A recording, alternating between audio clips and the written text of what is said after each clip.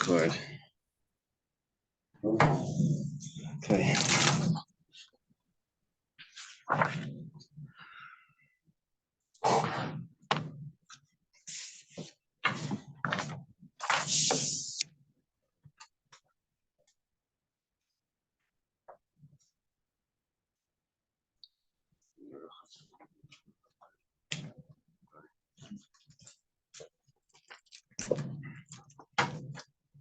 Okay, today we're going to start Lamed Beis, Lamed Aleph. It's 32. 32a. Show Yosef Naftali read it. You know how to find it? 32 what? 32a, Lamed Beis. This is 32A? Yeah. Lamed Beis, Lamed Aleph. Oh.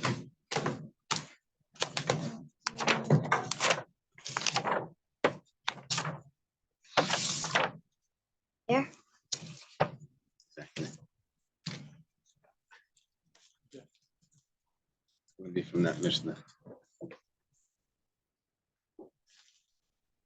Correct? Is that where we left off? Okay. We thank Hashem. That's not over here. Oh, because you missed. Yesterday we got to there. Very good. Someone's listening, I see. We thank Hashem that we're able to learn Torah every day. And this course of our learning, we should have the basic English immediately. Okay. The Mishnah says like this: Shnayim shahayu mahalchem b'shus harabim. Two people that are walking in a public property, public domain. Echad ratz v'echad mahalach. One of them is running. This may be another case. It could mean what it means to say is oy echad ratz v'echad mahalach. Or one is walking and one is running. Is that how the translation does it? Or it adds in the word or. Before the or, both are running. Or one was running. No, but before one was running, one was walking. Does it start with two were walking, or People were walking in public. okay? What's the next word? One was Oh, running. so it doesn't say or. Okay, so when it says two people were walking, when it gets into the details, it says that actually they weren't really walking. One of them was running, and one was walking, or they were both running. Ziku says, and the damage you thought name Peturim. They're both exempt. We'll get from the Gemara. We'll figure out what's exactly going on. The basic idea is that both of them have permission to do whatever they're doing, and that's why they're exempt. Or if they don't have permission, then they both don't have permission, and that's why they're exempt, because they're both in the same guilt. The Gemara starts off with Masnisant like Isi ben Yehuda. Our Mishnah that says that they're exempt doesn't fit with Isi ben Yehuda. The Tanya was started in a Bryce Isi ben Yehuda Aimer. If I'm not mistaken, Isi ben Yehuda has some other names. I forget there was a Gemara somewhere that the who Isi ben Yehuda, the who this, the who that, and he had like a whole bunch of names. The Rabbi Isi ben Yehuda says Ratz Chayev. Someone is running is Chayev. If he causes damage, because he's doing something abnormal, right? Someone's running down the hallway in the school. Say he hurt someone or something, so you shouldn't have been running. So they always tell you, don't run. So the one that's running, he's the guilty party. However, Isi would agree, he would acknowledge that on Erev Shabbos, he has permission to run, and so therefore he'd be exempt. That's not considered guilty because Erev Shabbos is in a rush. What's he in a rush for? We'll see soon. So Amar Rabbi Yochanan says halacha ki Isi ben Yehuda. Halacha like Isi ben Yehuda, which means that someone's running is going to be chayiv. Someone, if it's Erev Shabbos, he'll be pater, but if he's not Erev Shabbos, he's going to be chayiv. Gemara asks, does Rabbi Yochanan really say that Allah like Isi ben Yehuda? We have the rule, we had it a few days ago. Rabbi Yochanan says that the Allah is like a stam mishnah. Any anonymous mishnah is the halacha. Rebbe set it up, the Mishnayos like that, to say, why do you make an anonymous Mishnah to say that that's the halacha? That's a statement from Rabbi Yochanan. Here we have an anonymous Mishnah that says when he's running, he's exempt. And we have another statement from Rabbi Yochanan that says that the halacha is ben Yehuda, it doesn't match. Tanan, the Mishnah says, one is running and one's walking. They're exempt. Gemara is a very simple answer. Very simple. It says, Masnisim Berev Shabbos Bein Hashmashos. You know why he's exempt? Because the Mishnah is talking about on Erev Shabbos. We didn't even think of saying that. Turns out the Mishnah is on Erev Shabbos, and that's why he's exempt, because he was running with permission. How do you know that the Mishnah is Erev Shabbos? You're just going to adjust the Mishnah to say that we're talking about Erev Shabbos because you have a question on Rabbi Yochanan. And the fact that it says, or they were both running, they're exempt. What is that significant? If one of them was running and one was walking, the one that's running is exempt. Of course, if they're both running, of course they're going to be exempt. If one person is doing something abnormal, another person does something abnormal, so that's more of a reason he should be exempt, because the first guy was also doing it. So, Elohachi Kamma, rather, what it means to say is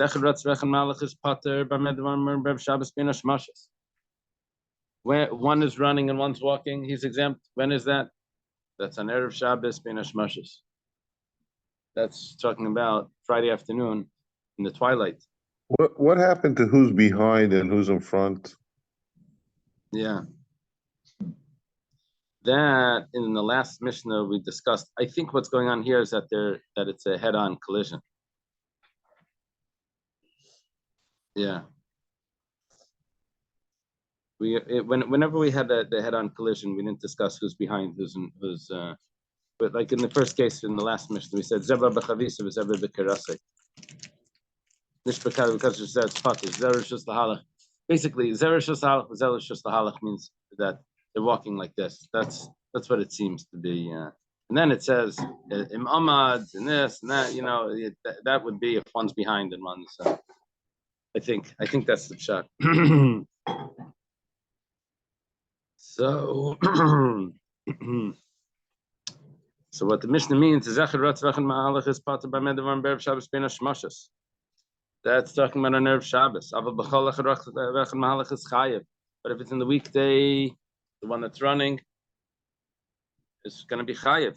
But if they're both running, then they're going to be exempt, because the guy that damaged the other guy, when we had this rule that kol mishana, anyone that does something abnormal, any abnormal behavior, someone else does another abnormal behavior which causes a damage, we can't make him liable because the first guy was also.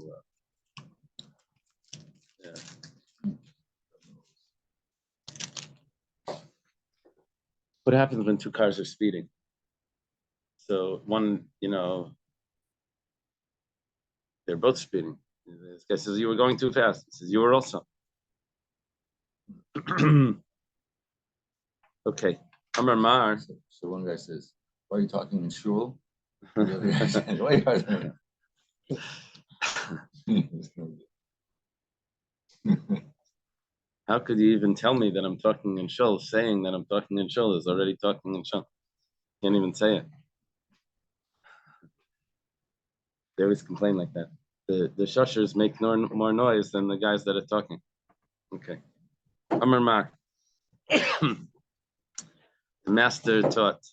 Moide isi. That's when we quote a brisa. Say Amar Mar. Moide isi berev Shabbos bein hashmashos shu pater b'nei shratz b'shus. Isi is moide that on Erev Shabbos is permission to run, and therefore he's going to be exempt. Berev Shabbos my b'shus ikka.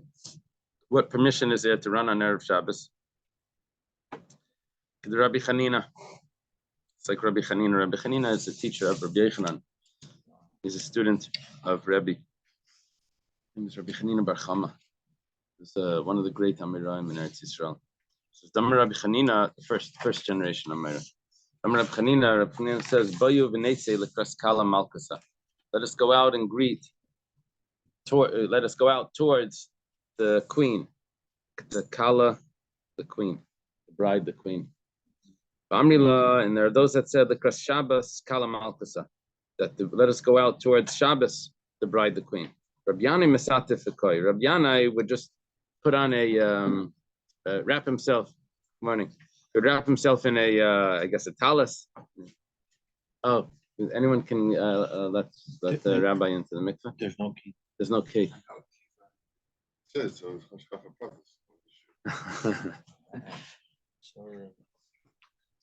What are we gonna do? Go through the bathroom. I don't know if we can get through the bathroom. You need a key also. You can get out through the bathroom. I don't think you can get that way. You'll see more. It's time to try.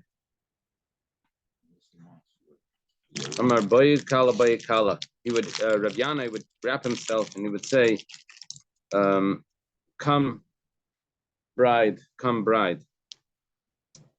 This Gemara is the basis for the L'Chadaydi prayer, which was made 1,200 years after this. No, much more than that. It was made, the L'Chadaydi prayer was made in the 1500s. Oh, so it's a relatively more. Yeah, the whole Kabbalah Shabbos is a new prayer. They always daven Ma'ariv, of course, and I think they said maybe Miss Marshaliam Shabbos, but that all of the Psalms and the Chadaydi was instituted by the Arizal. Yes, so it was a new prayer. People in some communities they wouldn't say it at all. You would have to like hide, and it's like there's groups of people that would say it special. And then now everyone says Kabbalah Shabbos. Okay. There's a commentary here, 28, that says like most Jews have everything like before the twilight.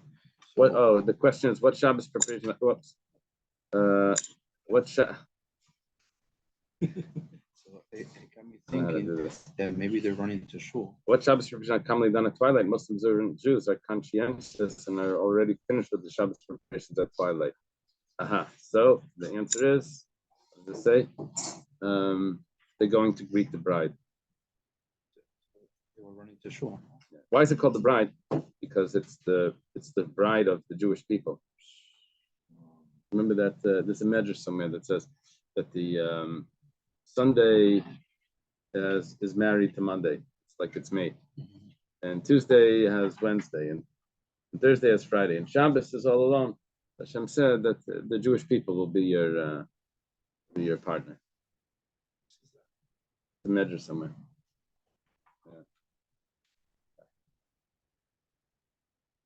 But they're not running on Shabbos. Or is it encouraged or discouraged? I think you're allowed to run to shul. Just the shul. Isn't that like the whole week? Like, is the mitzvah to run to shul? Yes.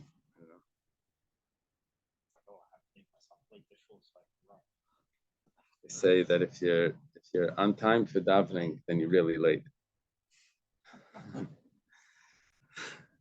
Because you have to put on your tefillah and you have to say karbanas. Okay. I shouldn't be talking. The Bach has a different girsa, but it doesn't matter in translation. It doesn't matter. It's just because the Gemara is going to analyze it in a different order, so the Bach adjusts the order. That's my understanding of the Bach. Just I think the group of Kabbalists and Sfas would actually like leave the city to greet go outside. Sefer Gerushin, it was called. The Ramak has this book, Sefer Gerushin, and it discusses like, but they would go about how they would go out to greet the Shabbos.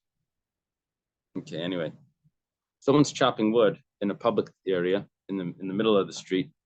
And some chips from the wood go and they damage in the Rosh Hashanah, and they jump over someone's fence and they cause damage to someone in the private property. Or or someone's chopping wood in his own property and chips fly out and damage someone in the public property, someone in the street, passerby. Or he's chopping wood in his own property and it jumps over the fence and it hits someone in his neighbor's property, another Rosh Hashanah. All of those cases is chayav. What's he chayav for? For the damage. Right? Sawdust. their eyes. Yeah, that's not fun. The tzricha, and it's necessary to give all of these cases. Rishus HaYachid to Rishus HaRabim, Rishus HaRabim to Rishus HaYachid, and Rishus HaYachid to Rishus HaYachid. All of those cases are necessary. If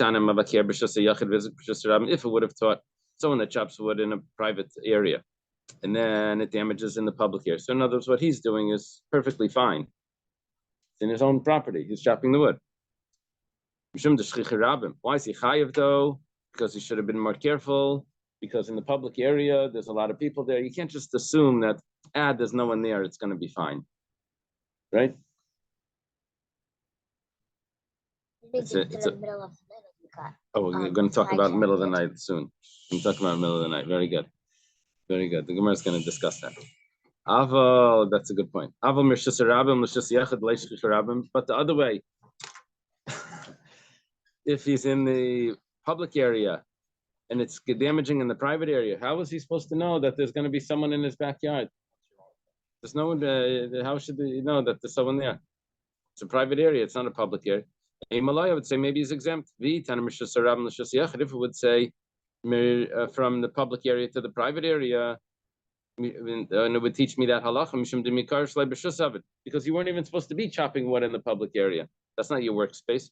But if when you're in your workspace and it's flying out because you're in your private, you're in your backyard and it's flying out to the public area, you were in your workspace, you should be allowed to do that. A Malay would say that you're exempt from damages. You were cutting in your backyard, you didn't realize it was going to go and hit someone. If it would have both of those. Private area hits in the public area hits in the private area. Both of those, we had thought that maybe you should be exempt for one reason or another, but now we know that you're chayav. The ha mishum d'shchicha rabim. This one you're chayav because it's common for people to be there. Ha mishum d'lei b'shus. And this one is chayav because when you were chopping the wood, you weren't supposed to be chopping the wood in the public area anyway. It's not your workplace. Yeah, but in that case, you're in your own backyard. You surely have permission to do work there. And the damage is in someone else's backyard. We're in another person's backyard. It's not shchichi rabim. It's not common for this to be a public. It's not a public area. You have both reasons to be exempt. A Malaya would say that you're really exempt. So tzricha tells me no, that the person's going to be chayav. Now, of course, you could have just said the last one from private to private. And if you're chayav over there, then for sure you're chayav in the other ones. But the way it's set up is what's called loizu afzu tani. Not only this, but even this. That's a certain style of writing, and Mishnayos could go like that. It builds its way up to the biggest chiddush. That's Tanur Rabbanan was taught in a brisa. Tanur Rabbanan is usually an important brisa, according to Reb Shira Gaon. It was edited by Reb Chi and Reb Aisha.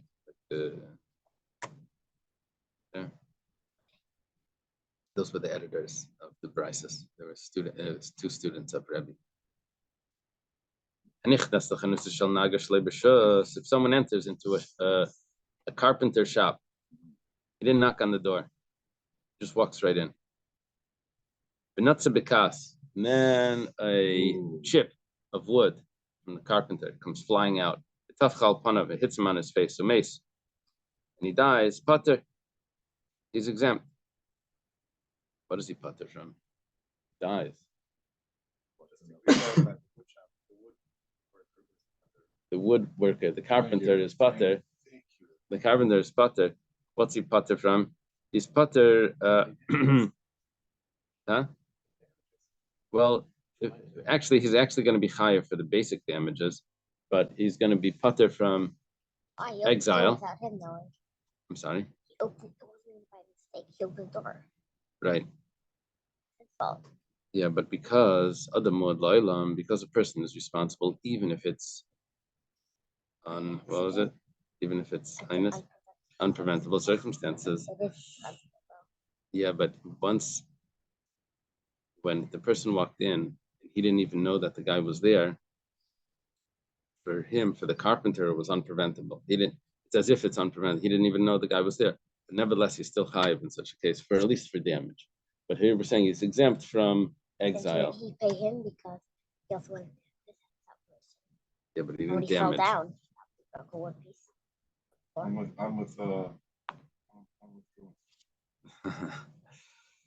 Okay, could be if he breaks something, you'd have to pay as well. But if he had permission, then chayiv. Then he's going to be chayiv. My chayiv, what are you talking about? What's he chayiv? So interesting.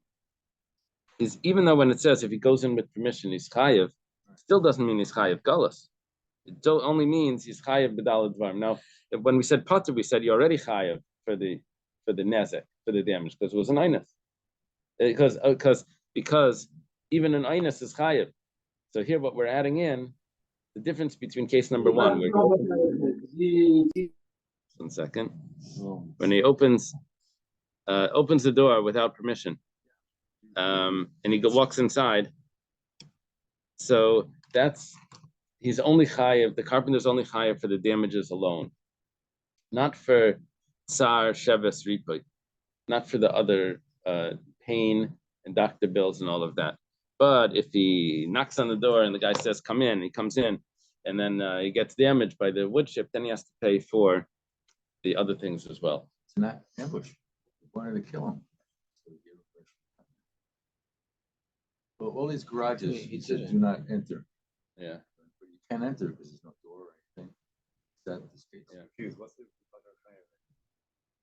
If it's daled dvarim or just nezek. I took it from Rashi. I took it from the Rashi Chai B'Daled Dvarim. Rashi says, "V'reisha the shalebishus pater midaled dvarim delekapshia aval nezek chayev." I took that from Rashi. Yeah. You don't trust me. Well, no, I checked that. I didn't see that. I see pater with goes. If one enters a shop of a carpenter without permission, then it has a footnote 15, and it says the carpenter was aware, however, that he had. That's the carpenter was aware, but maybe since he entered without permission, that's why. I don't understand why it adds that the carpenter was aware. Maybe quoting something from a Taisvus. What are they? What note? Is there a note on there? Rush and Okay. of Rashi. Okay, they have some other commentaries that are explaining that. You have to get into the commentaries to figure that out. Okay. I'm Rabbi Yossi Bar Chanina, Rabbi Yossi Bar Chai B'Dal Dvarim Pater Megal. Rabbi Yossi Bar Chanina is a later Amira in Eretz Yisrael. He's under Rabbi Yochanan, later than Rabbi Yochanan. Okay. The Fishin Daimeli Yar says it's not similar to the forest. You see, the forest is the classical case where there's gullus. That's the case that the Gemara, that the pasuk tells us, where there's exile. One person is chopping wood. It's pasuk says two people go into the forest to chop wood, and the axe blade goes flying off and kills the other person. He has to go to exile. So we say that this case is not similar to the forest case. Why? Yar, the case of the but he will have to pay for damages. If he doesn't die, you'd have to pay for damages. If he's dead, you have to pay the family. No, there's no payment for any death. No, the carpenter had to pay. That was talking about when he didn't die. If he doesn't die and he's damaged, then right, he died. Yeah. So His life is threatened by. it's not the right. What is that? Cater. What do you do for funerals? There were tachrichim. They had to prepare the clothing. That was the only thing. But they didn't have any coffin. I don't think. Yeah, by the farthest, this guy, there's two people there, right? Zeller Shusei Nichnas. This is going in to his own domain. Zeller Shusei Nichnas. This was going into his own domain. Now, his own domain means that he has permission to go there into the forest. The forest is like open area for anyone to walk into. And so in such a case, that's where he's going to be. Chayav Galus. But over here, it's different. It's different. He's going into his friend's domain. It's a different story. Amar Rava says, Kal v'chaimer. What's the base over here? Rabba. says Rabba, not Rabba, according to the Bach. Ma yar zeladaiti nichnas. Says it should be exactly the opposite. When it by a forest, each one's going in without his friend's permission, right? He's going into and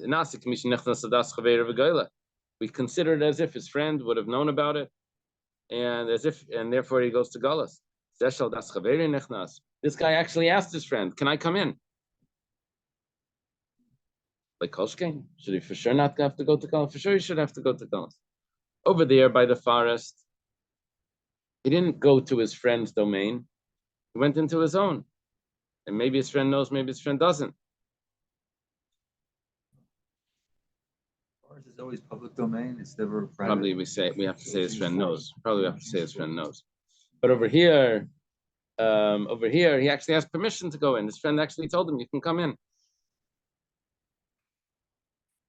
And so for sure, you should be chayiv galus. Ella Amar Rava, or maybe Rabba, rather Rabba say, "My patim galus." What does it mean? He's exempt from galus. The leisagi lebegalus. Galus is not sufficient for him.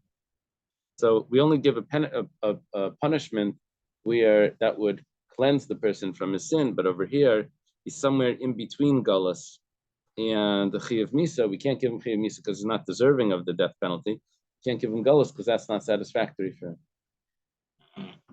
So what does he do? Goes free. It's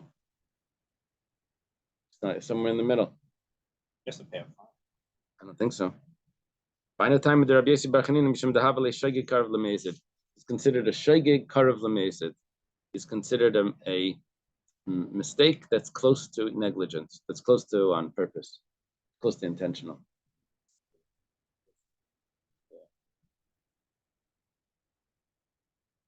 Masav Rava has a question. Let's say the guy that's giving the lashes in the Besdin adds an extra lash, and the person dies. Harisa Goyla. So the guy that Harisa Goyla al Yadeh. The what would you call the guy in the court that gives out the lashes? He's not the executioner. He's the lashes giver. White Peter. He's the agent of the court. So the agent of the court has to go to Galus. Is he the show cream? Yeah, the shaiter. He carries out the right. He's the shliach bestin, but okay, so he has to go to Galus. The poor guy has to go to Galus. Well, the poor guy is dead, but here's another poor guy that has to go to Galus. But he hit him. That should be for sure a shegeg karav lemezid. You got to recognize that people die when they get hit. You know, one more hit, it could kill him. You still say that he goes to Galus. Apparently, it's not so clear. Shegeg karav lemezid doesn't go to Galus. No. What happened was the doctors, examine the person to see how much he can handle, and they give him what he can handle, not more. The problem is they told him that he can handle, let's say they said he can handle all 39, and they said they can handle 29. And the guy that was counting, he skipped, he missed, he counted an extra one. He said the number 13 twice. So now when it comes to 29, it's really 30. So there was a mistake. Tafachle Rava besandale. Now this is a little bit unclear. Either Rava hit Rav Simi on his shoe or he hit him with his shoe. Amalei says, Humani, you think the guy that's giving the lashes is the same guy that counts? But Tani, we have a brisa. Gadol Shabadayanam Kairi. The head of the judges, he reads the pasuk that goes along with the punishment. Vasheni Maina. The second person is the one that counts. Vashlishi, I'm Meriko. And then there was a third person that tells him when to hit. Now, and then there was the guy that hits. So he's not counting. Why are you blaming him? The Dayan that was counting, he made the mistake. So this is really interesting. The Dayan that makes the mistake in the counting doesn't end up going to Gullus because he wasn't the guy that did the hitting. He only caused the hitting. The guy that did the hitting is totally a mistake because he wasn't even responsible for the counting. So in that case, that's a case where he's going to go to Gullus. John Guy's trial. They yeah? set him up. They wanted to kill the guy, the lasher keeper. So they miscounted intentionally. It was- Yeah, maybe. Yeah. The K'tzei Choshen has a comment on this, based on this Gemara. He says that usually we say "Ein shliach ledvar avera," that you should have listened to Hashem. Why do you listen to this guy? Counter. What? You shouldn't Yeah. listen. Now he says, but if you didn't know that there was a problem there, then you can't tell the person. Why didn't you listen to Hashem? So in this case, really, we should be able to say that since the guy didn't know, Counting it. the guy that's hitting didn't know, so we should say that yesh liach ledvar avera, and because you can't tell him you should have listened to Hashem. So I didn't know anything was wrong. I was just, the guy tells me to hit, I hit. What do you mean I should have listened? That wasn't my thing. I didn't know anything. Plausible denied void. So, based on this Gemara, he says that no, that ein shliach ledvar avera even applies when the person doesn't know, and it doesn't go back to the person that caused that. Could it be that he was supposed to count also? No. Like,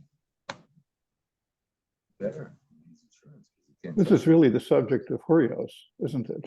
Yeah, Subject to what? yeah. Harius is like mistakes in the court. The court makes mistakes and stuff. What's the outcome if the base actually counts correctly?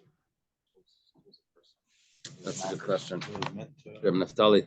Hmm? What happens if everything is correct and the guy happens to die? All the numbers are correct and everything is done correctly. Mina Shemayim. Yeah. Ah. So what happens? There's no galus now. No. All right. And the exile is like just in case the family doesn't like try to harm the person. But here, if you exile the guy that did the hit, and it wasn't really his fault, wouldn't the family come after the person that counted wrong? He No. wears a black mask. No one knows who No. he is. Yeah. No. It's one of the judges. This rejected. No. He one didn't counts. do the hitting. They can't come after. But it was because of him that they did an extra hit. Nevertheless.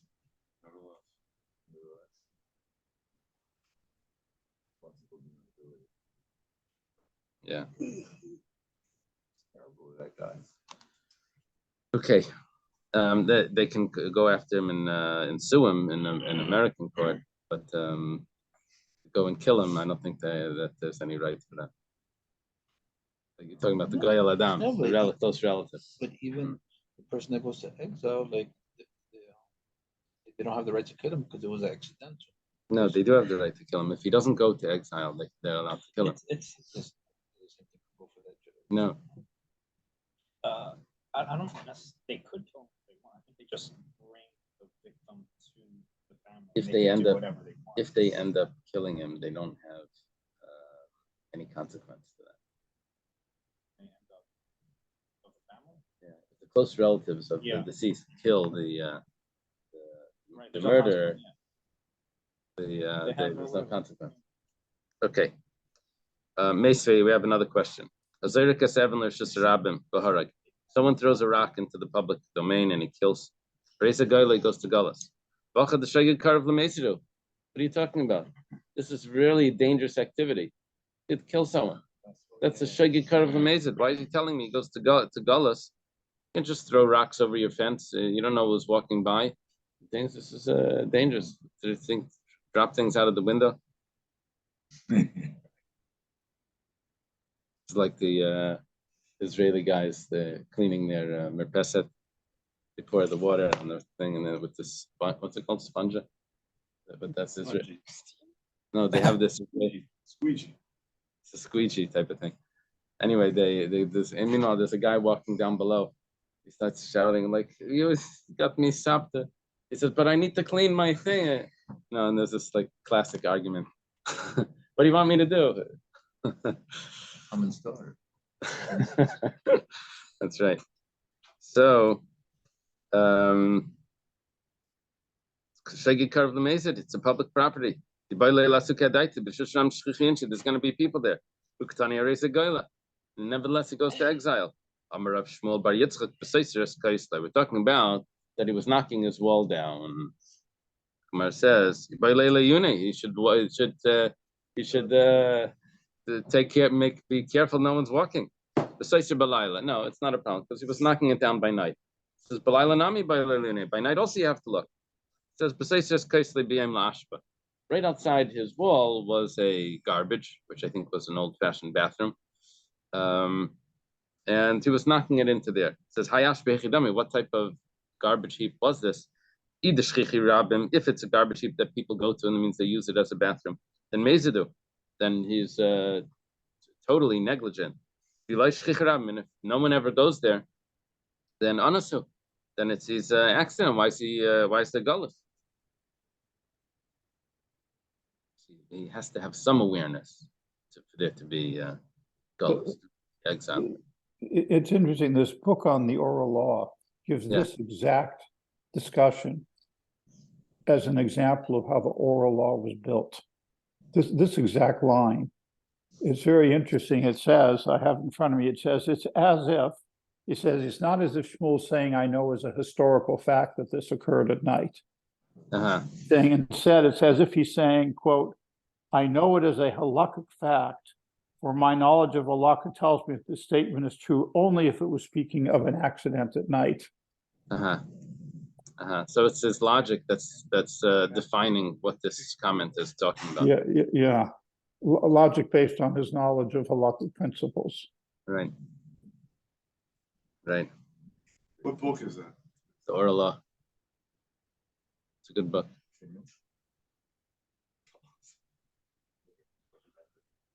Rav Papa says leitzricha ella. It's only going to be applicable. We're talking about it's a garbage dump that people only use this at night to relieve themselves. Why? It's probably close to the city or close to a public area, and no one would go to the bathroom there in the middle of the day because that's like going to the bathroom in public. Yeah, but by night when it's dark, people would actually use that. But no one would relieve themselves there by day. But there is a possibility that sometimes someone does go there by day, maybe the homeless or something. Is not considered intentional because people don't use it by day. But it's not considered an accident because that could be that there is someone there. Okay. Rav Papa made the Rav Masnin La Reisha. Rav Papa was a student of Rava. He taught it on the Reisha. Now, what happened over here is we had two cases, right? Rabbi Yossi, we have two cases in the Bryce. First case was that someone enters the carpenter shop without permission, and a chip hits him in the face, and he dies. He's exempt. If he goes in with permission, that's case number 2, then he's chayiv. Rabbi Yossi Bar Chanina says he's exempt from galus and chayiv b'dalad dvarim. Now, we were understanding that that's talking about when he came in with permission. Even though it says chayiv, we didn't mean chayiv galus, we meant chayiv b'dalad dvarim. So now we were explaining why is he exempt from galus. We're saying because it wasn't similar to the forest. So that was our explanation over here. And why it wasn't similar, because it's a shaykh kar of the maze. This is worse than the forest. Because here, the owner gave him permission to come in, so he for sure should have been more careful. Comes along Rav Papa, and he says, in the name of Rav, he says that it's really talking about the first case. That when he came in without permission, that's when he's pater from galus. Let's take a look. Someone that enters into the carpenter shop without permission, when he gets hit by a chip of wood, and he dies pater. On this Rabbi Yossi Bar Chanina's comment was, but here he's going to be pater from galus. Pater from galus, he didn't have permission to be there. The guy that caused the damage never gave him permission to be there. So that is more closer to an einus. by a forest. They each have permission to be there. Over here, the guy didn't even have permission to be there. Man de masila seifa. The way the first way we learned it, kolshken aresha, for sure he's going to be exempt from gullus. If you're exempt from gullus when you have permission, for sure you're exempt from gullus when you don't have permission. When the other fellow didn't have permission. Man de masila aresha, but the one that says on the resha, like where Papa just did, that over there you're exempt from gullus, avala seifa, but in the case where there is permission, given the b'shus chayiv gullus. Because there's permission, we would actually say that he is chayiv gullus. Just like the forest, both of them had permission. Here also, the guy had permission to be there. Gemara says, "Mi chayav galus? Would he really be chayav galus?" But Tanya, son in a brayso, nichnas lachem shalnapach. Someone that enters into a smith. This is a blacksmith. He has a bellows. Napach is like a bellows. So he enters into his shop. And a spark comes out and hits him on the face. Whoa. Mace, and he dies. Pater is exempt. And even if he has permission. Wow. Here we're saying even with permission, the smith doesn't have to go to Gullus. Over there we're talking about that it's the apprentice by the blacksmith. So it's a different story. What are you saying? Apprentices, you can just kill apprentices? That's how it works. The Gemara is a little surprised about this. So the Gemara says, we're talking about where the smith was trying to get the apprentice to go home, and he wasn't going home. It says, so he's allowed to kill him? That's what's happening? No, he says, he thought that he left, but he didn't really leave. He opened the door, creak, like it's the sound, and then it closed, but he was really still in there. Exactly. If that's the case, so why do you tell me it's apprentice? Could have been anyone. Achanami, could have been anyone. It says Acha, Leslie Emsa Durabi. If it's someone else, then you have to go check. Because sign waivers. Yeah. It says in the case of death, we're not responsible. It says it on the waiver. Yeah. You just have to sign before they go. Yeah. These guys in their own shops, they throw stuff around and they like a junkyard type of thing. Just throw it. There's no one. If assuming there's no one there, that's the way they work. They're just tossing everything all over the place. And then someone's there. It's like, hey. So, Leslie aims to the rabbi that you have to actually go and check if there's someone there. But in this case, because it's the student, Leslie aims to the rabbi, the master doesn't need to check because he knows that he listens to him. He's afraid of the master. So therefore, he would have left. That's why it's considered a shegeg if he didn't leave. Less than a shegeg. It's considered a ninus closer to him. That's why he's pater. He's pater from Galus. Rav Zvid mishmei Rav Masni Laha. Rav Zvid in the name of Rav taught it even differently. So we had the original one. We had Rav Papa in the name of Rav. Now we have Rav Zvid in the name of Rav. Matzah, the pasuk says that people in the forest or something, and then it finds him. I don't have the whole pasuk in my thing. This is coming to exclude a case where he makes himself found. Rabbi Elazar ben Yaakov says based on this, if someone threw a rock, and another guy sticks his head out of the window, the kibla, and receives the rock in his head, so pater is exempt. In other words, when the guy threw the rock, there was no one there. This fellow puts his head right in the thing, and now it's too late. The guy can't take the rock back. So that he's going to be pater. He's pater migalus v'chay. He's exempt from galus, but he's still responsible for the 4 types of damages. If you teach on here that we're switching now. You teach on here that Yechayev for the 4 types of damages. Kolshken for sure Yechayev on the earlier ones where there was someone there the whole time. Man, the Masnila Kamaisa Avalaha Patalagamri. Those that say that Yechayev on those earlier ones, but over here there was no one there when you threw it. This could be a total accident, even more the accident than a regular oinus. We could say that maybe you're even pater. Taner Rabbanan started in a brayse. Peilim Shabbat L'Tzvayis Mi Balabayas. Workers are coming to get their paycheck from the person that they worked for. Yeah. Some places they still don't do direct deposit. I'm still trying to figure out why. Why do they do that? Do they gain money on that? Is there something that they gain financially, or is it just like time that they gain? Really less work for them. Direct deposit sounds like less work. Less work, they have to make more work, No, this way places still use paychecks, and that's easier. Guessing it might be more cost efficient for them. As I don't know. CPA. Okay. I guess it's like people complain to me because I always use a pencil and paper. Like, you do this on the computer, don't you're wasting your time. Like, no, this is how I think. So maybe that's the way they think. Okay.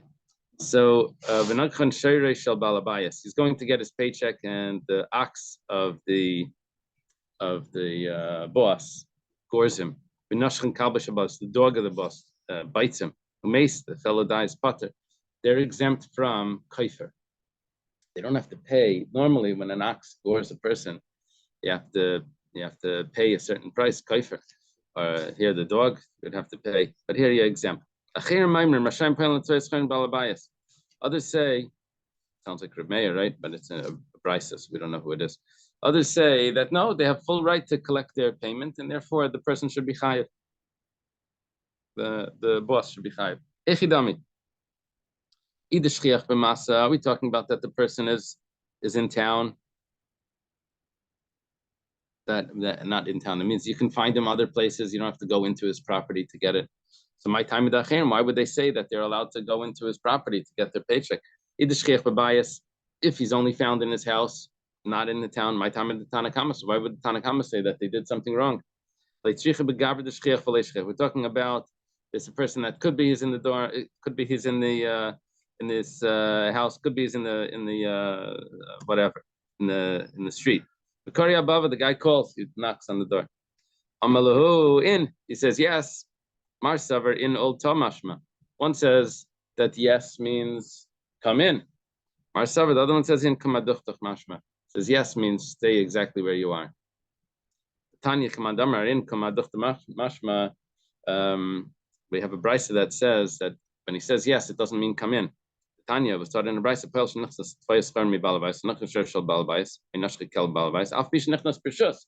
The brisa concludes, even though he came in with permission, he's still potter. The owner is still potter. Am I potter? Why is he potter? Why is he exempt? I'll have the kari above Amalayin. Must have been that he was calling by the door. He said yes. Must mean that in means stay in your place. It doesn't mean come in. Okay, we'll leave it here.